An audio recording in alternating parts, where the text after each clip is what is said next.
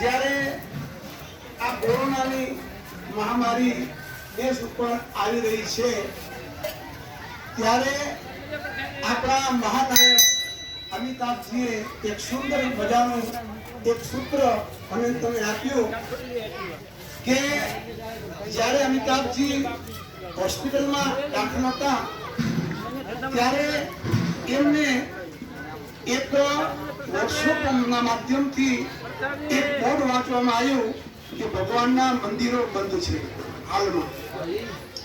ત્યારે પોતાનો અનુભવ એ સમાજને કહેલો કે હું જ્યારે હોસ્પિટલમાં કોરોનાગ્રસ્ત હતો, દાખલ હતો, ત્યારે મેં સૂત્ર વાંચેલું કે અત્યારે હાલમાં સંજોગોની પરિસ્થિતિને ધ્યાને લઈ અને ભગવાનના મંદિરો બંધ છે.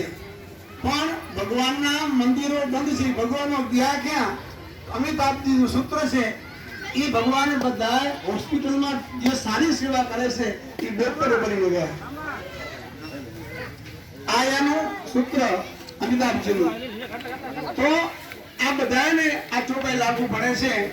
અને તુલસીદાસજી મહારાજે કદાચ ભવિષ્ય જોઈ અને કદાચ લખ્યું હોય કે ગાઈએ બન પતિ જગવંદન ગણનાયક વરદાયક દેવા આજ લગી કીની તુમ સેવા.